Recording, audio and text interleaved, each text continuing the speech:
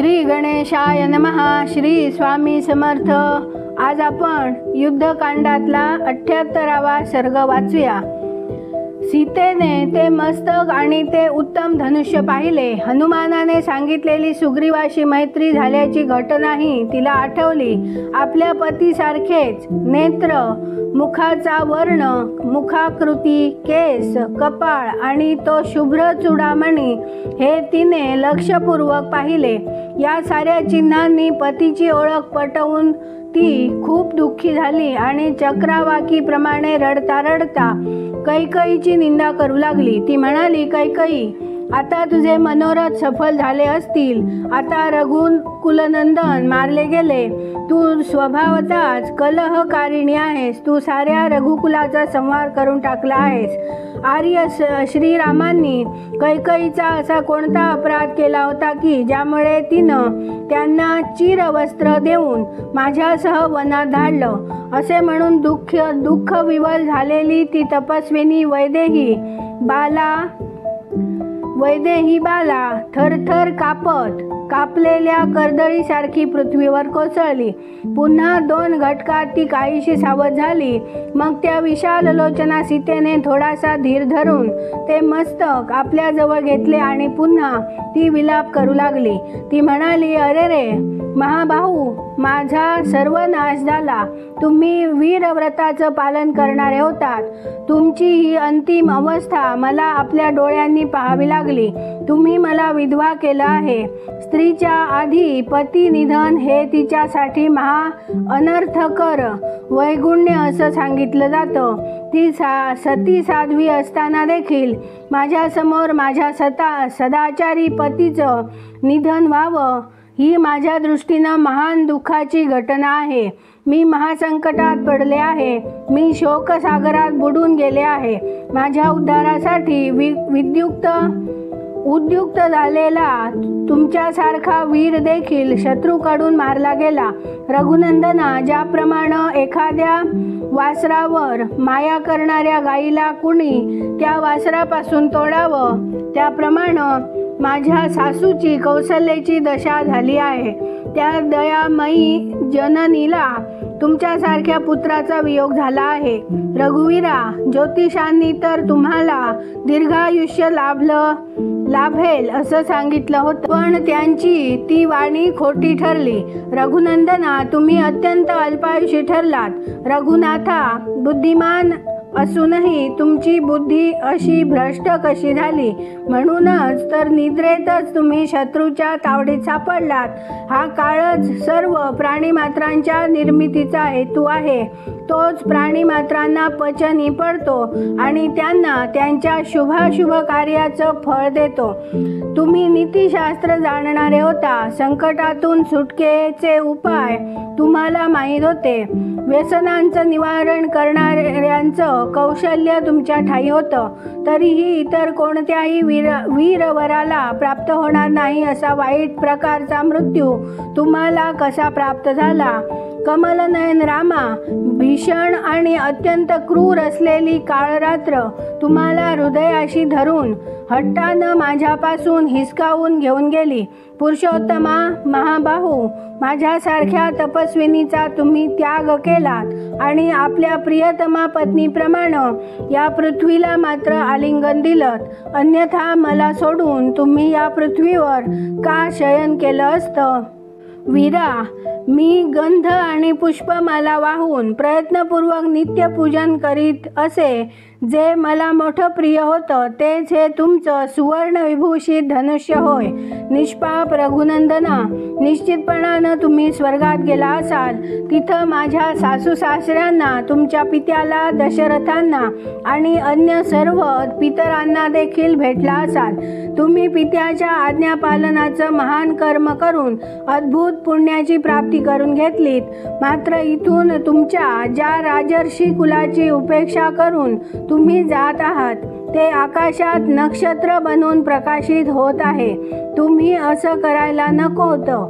राजन, तुम्ही लहान वयाचे होतात आणि मीही बालावस्थेत होते तेव्हाच मला पत्नी म्हणून स्वीकारलं. मी सदैव तुमच्यासह वाटचाल करणारी तुमची सहधर्मचारिणी आहे. मग तुम्ही माझ्याकडं का पाहत नाही? माझ्या बोलण्याला तुम्ही काहीच उत्तर कसं देत नाही? ककुत्स्था, माझं पाणी ग्रहण करतेवेळी तुम्ही जी प्रतिज्ञा केली होती ती खरी करा. मी तुमच्याशी धर्माचरण करीन असं तुम्ही म्हणाला होतात. त्याचं स्मरण करा आणि मला दुःखिनीला बरोबर घेऊन जा. गतिमानात श्रेष्ठ असलेल्या रघुनाथा, मला तुम्ही वनात घेऊन आलात. मग मला अभागिनीला इथं सोडून तुम्ही या लोकातून परलोकी कसे बरं निघून गेलात? तुमची कल्याणकर आणि मोहविणारी गात्र मी अनेक वार मंगलमय उपचारांसह आलिंगनबद्ध केली होती. आज तीच गात्र मांस भक्षण करणारे हिंस्र प्राणी निश्चितपणानं इकडे तिकडे फरफटत नेत असतील. तुम्ही पर्याप्त दक्षिणा देऊन अग्निष्टोमादी यज्ञांद्वारा भगवान यज्ञपुरुषाची आराधना केली आहे. मग अग्निहोत्राच्या अग्नीचा दाह संस्कार तुम्हाला का लाभला नाही कुणास ठाऊक. पण तिघजण बरोबरच वनात आलो होतो. पण आता शोकाकुल माता कौसल्येलाच केवळ एकटा लक्ष्मणच घरी परत आलेला दिसू शकेल. तिनं विचारल्यावर लक्ष्मण तिला रात्रीच्या वेळी राक्षसांच्या हातून तुमच्या मित्रसेनेचा आणि निद्रावस्थेतल्या तुमचा वध झाल्याचं वृत्त नक्कीच ऐकविल. रघुनंदना, जेव्हा तिला हे कळेल की तुम्ही निद्रादावस्थेतच मारला गेलात आणि मला राक्षसानं स्वगृही पळवून नेलं, तेव्हा तिचं हृदय विदीर्ण होईल आणि ती स्वप्राणांचा त्याग करील. अरे रे, माझ्यासारख्या अनार्येसाठी निष्पाप राजकुमार श्रीराम महापराक्रमी असूनही युद्धाविनाच झोपेतच मारले गेले. समुद्र लंघनासारखं महान कर्म केलेले राघव एखाद्या गायीच्या क्षुल्लक खुरासारखे पाण्यात बुडून गेले. अरे रे, दशरथ नंदन श्रीरामांनी मोहवश होऊनच माझ्यासारख्या कुळबुडवीशी विवाह केला. पत्नीच आर्यपुत्र श्रीरामांसाठी मृत्यूरूप ठरली. ज्याच्याकडं सर्व लोक याचक होऊन येत, सारे अतिथी ज्यांना प्रिय असत, त्या श्रीरामांची पत्नी असूनही मी आज जो शोक करते आहे त्यावरून मी पूर्वजन्मी निश्चितपणानं उत्तम दानधर्मात विघ्न आणलं होतं असं मला वाटू लागलं. रावणा, मलाही श्रीरामांच्या शवावर ठेवून माझा वध करून टाक. या मार्गानं तरी पती पत्नीची भेट घडीव. हे उत्तम कल्याणकर कार्य आहे असं समजून ते अवश्य कर. रावणा, माझ्या शिराची पती शिराशी आणि माझ्या देहाची पती देहाशी भेट घडवून आण. या मार्गानं मी आपल्या महात्मा पतीच्या गतीचं अनुसरण करू शकते.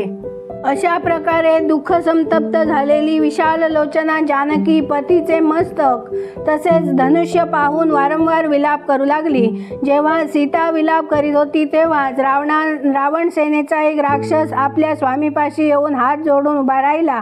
त्याने आर्यपुत्र महाराजांचा जय असो असे म्हणून रावणाचे अभिनंदन केले आणि त्याला प्रसन्न करून सेनापती प्रहस्त आला आहे अशी बातमी दिली. तो म्हणाला, प्रभो, सर्व मंत्र्यांसह प्रहस्त महाराजांच्या सेवेत उपस्थित झाला आहे. तो तुमचं दर्शन घेऊ इच्छितो असा निरोप देऊन त्यानं मला पाठविला आहे. क्षमाशील महाराज, निश्चितपणानं एखादं अत्यंत महत्त्वाचं राजकीय काम घेऊन पडलं असेल म्हणून तुम्ही त्यांना दर्शन देण्याचे कष्ट करावेत. राक्षसाने सांगितलेली ही वार्ता ऐकून दशग्रीव रावण अशोक वाटिका सोडून मंत्र्यांना भेटण्यासाठी निघून गेला. त्याने मंत्र्यांजवळ आपल्या कृत्याचे समर्थन केले आणि श्रीरामचंद्रांच्या पराक्रमाचा अंदाज घेऊन सभाभवनात प्रवेश करून तो प्रस्तुत कार्याच्या व्यवस्थेला लागला. रावण तेथून निघून जाताच ते शिर आणि ते धनुष्य दोन्ही अदृश्य झाले. राक्षसराज रावणाने आपल्या त्या भयानक मंत्र्यासह विचार विनिमय करून रामासंबंधी तत्काल उचित अशा कर्तव्यांचा निश्चय केला. मग राक्षसराज रावणाने आपल्या जवळ उभ्या असलेल्या असलेल्या आपल्या हितचिंतक सेनापतींशी बोलायला सुरुवात केली. त्याने त्याचे बोलणे तत्कालाला धरून होते. तो म्हणाला, तुम्ही सर्वजण त्वरेने दवंडी पिटून भेरी वाजवून साऱ्या सैनिकांना गोळा करा, परंतु त्यांना त्याचे कारण सांगू नका. जेव्हा दूतांनी तथास्तु असे म्हणून रावणाच्या आज्ञेचा स्वीकार केला आणि त्याच वेळी त्वरेने विशाल सेना गोळा करून आणली, मग युद्धाकांक्षी असलेल्या आपल्या स्वामीला सारी सेना आली आहे अशी सूचना दिली. इथे 78वा सर्ग पूर्ण झाला. उद्या आपण 79वा सर्ग वाचूया. व्हिडिओ आवडल्यास व्हिडिओला लाईक, शेअर, सबस्क्राईब करा. बेल आयकन क्लिक करा. कमेंटमध्ये जय श्रीराम लिहायला विसरू नका.